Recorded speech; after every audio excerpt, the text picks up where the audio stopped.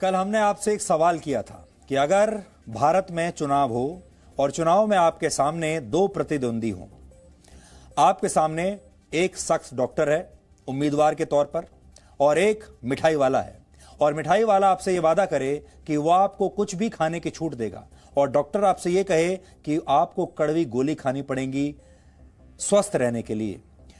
मिठाई वाला कहे आपको व्यायाम करने के लिए कोई नहीं कहेगा, आप जितना चाहे सोइए। डॉक्टर कहे कि आपको सुबह उठ के व्यायाम करना होगा, और मिठाई वाला कहे कि मैं आपको कड़वी गोलियों से आजादी दिला दूंगा, आप जो चाहे खा पाएंगे, आप दिन भर मिठाई खा पाएंगे, दिन भर व्यंजन खा पाएंगे। तो आप किसे वोट देंगे? हमारे देश में मिठाई वाला जीत जाएगा और डॉक्टर चुनाव हार जाएगा, और लोग इसे लोकतंत्र की जीत बताएंगे और कहेंगे कि देखिए यही तो है लोकतंत्र की खूबसूरती, मिठाई वाला जीत गया। क्योंकि मिठाई वाला मीठी मीठी बातें करता है, मिठाई वाला किसी को परेशान नहीं करेगा और पूरे देश को डायबिटीज दे देगा। लोकतंत्र यानी डेमोक्रेसी एक ऐसी शासन व्यवस्था है जो जनता को चुनाव की आजादी देती है, और इस आजादी को ही लोकतंत्र का आधार माना जाता है। लेकिन क्या लोग सही व्यक्ति को चुनते हैं? क्या लोग अपने वोट का सही इस्तेमाल करते हैं? तो फिर उन लोगों को क्या कहेंगे आप जो लोग अपनी वोट को बेच देते हैं या अपनी सहूलियत के हिसाब से गलत उम्मीदवार को चुन लेते हैं, गलत पार्टी को चुन लेते हैं? इसी आजादी के सहारे आपने अपने क्षेत्र में किसी न किसी नेता का चुनाव किया ही होगा, उसे जिताकर देश की संसद या विधानसभा में भेजा ही होगा, और हो सकता है आपने अपना चुनाव उस नेता के बारे में जानकारियां जुटाकर नहीं बल्कि सिर्फ अपने मूड के आधार पर कर दिया होगा। और इसका भी हमने आपको उदाहरण दिया था। 1977 में लोगों का मूड ऐसा था कि उन्हें इंदिरा गांधी बिल्कुल अच्छी नहीं लग रही थी, सत्ता के बाहर कर दिया। लेकिन 1980 में वही इंदिरा गांधी अच्छी लगने लगी, और उसके बाद इंदिरा गांधी ही नहीं, उनकी अगली 2 पीढ़ियों को भी इस देश ने ऐसे ही मौका दिया। उसी कांग्रेस पार्टी को अब तक देश मौका दे रहा है, और आज भी कांग्रेस पार्टी की 50 सीटें लोकसभा में हैं। तो क्या देश का जो चुनाव होता है वो मूड पर आधारित होता है? लोग वोट अपने मूड के आधार पर डालते हैं या मेरिट के आधार पर डालते हैं? और आजकल भी यही हो रहा है।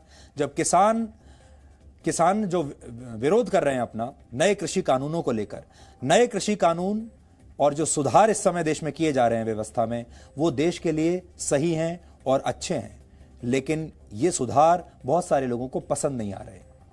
आज हम गलत चुनाव की इस प्रथा को एक नई खबर के जरिए आपको समझाएंगे, और खबर बहुत ही दिलचस्प है। उसके जरिए आपको अपने देश के चरित्र को करीब से समझने का एक मौका मिलेगा। इंटरनेट सर्च इंजन गूगल ने एक रिपोर्ट जारी की है, और इस रिपोर्ट में बताया गया है कि इस साल यानी वर्ष 2020 में दुनिया और भारत के लोगों ने इंटरनेट पर सबसे ज्यादा क्या सर्च किया। यानी इंटरनेट पर लोगों ने चुनने की आजादी का कैसे इस्तेमाल किया। इंटरनेट पर सबको आजादी है, वो जो चाहे चुन सकते हैं, जो चीज चाहे सर्च कर सकते हैं। लेकिन लोग जो सर्च करते हैं उससे आपको यह पता चलता है कि इन लोगों के मन में क्या चल रहा है और लोग क्या चाहते हैं। तो अब अगर ये क्विज हो तो हम आपसे सवाल पूछना चाहेंगे, आपको क्या लगता है 2020 कोरोना वायरस का साल था, आपको क्या लगता है कि लोगों ने पूरे साल इंटरनेट पर सबसे ज्यादा क्या सर्च किया होगा? आप कहेंगे लोगों ने शायद कोरोना वायरस की खबरों को इंटरनेट पर सबसे ज्यादा सर्च किया होगा।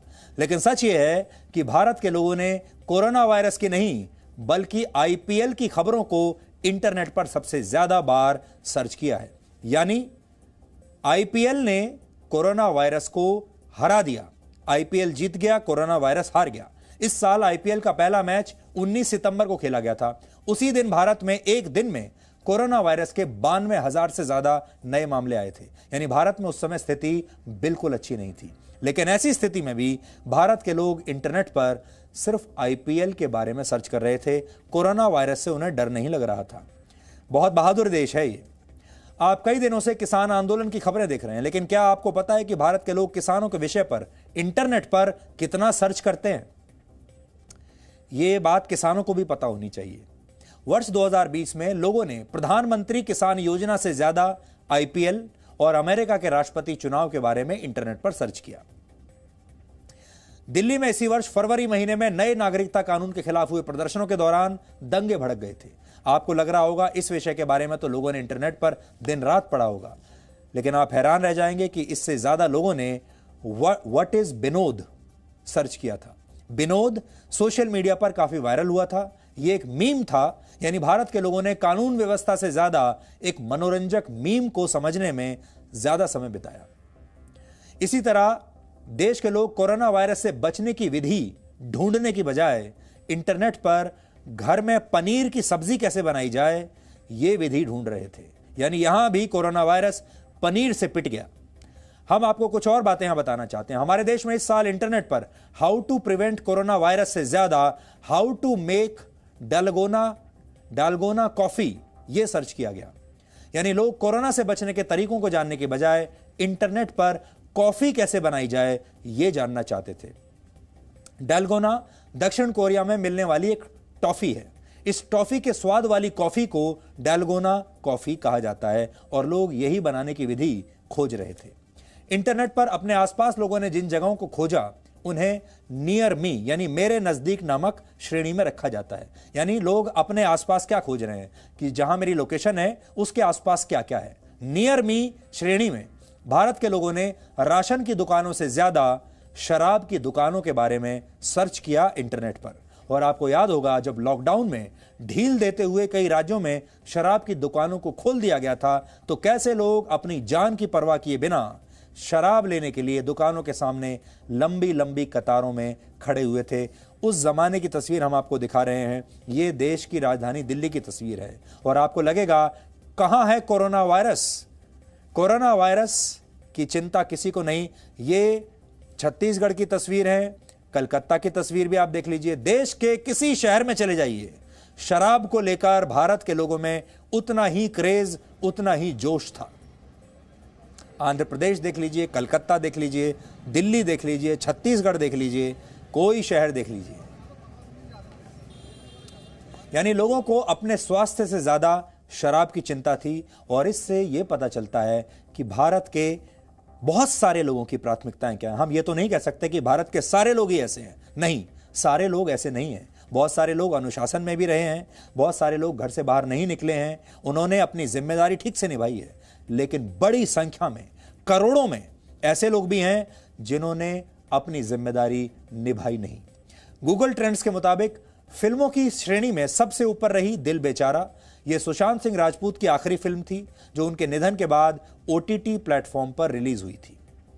और दुनिया की बात करें तो इस रिपोर्ट में कोरोना वायरस के बारे में लोगों ने सबसे ज्यादा सर्च किया। यानी दुनिया में सबसे ज्यादा सर्च तो कोरोना वायरस के बारे में ही हुआ है। लेकिन भारत में यह ट्रेंड अलग था। इस सूची में दुनिया में दूसरे नंबर पर अमेरिका में हुए राष्ट्रपति चुनाव के नतीजे हैं। तीसरे नंबर पर American basketball player Kobe Bryant हैं और इसी वर्ष एक विमान हादसे में उनका निधन हो गया था, तब उनके बारे में बहुत सर्च किया गया था। और दुनिया भर के टॉप ट्रेंड्स में सुशांत सिंह राजपूत का भी नाम है जिनकी इस वर्ष मौत हो गई थी। तब ऐसा लगा था कि कम से कम सोशल मीडिया पर तो लोगों ने सुशांत को न्याय दिलाने का सही चुनाव किया है। लेकिन कुछ दिन के बाद लोगों का मूड बदल गया और लोगों ने सुशांत सिंह राजपूत को भुला दिया और देश में दूसरे मुद्दे हावी होने लगे। इसलिए हम बार बार आज ये कह रहे हैं कि चुनाव करना, चुनाव में वोट देना एक स्किल यानी कौशल है और इस कौशल के बिना किसी देश के लोगों से सही चुनाव की उम्मीद नहीं की जा सकती।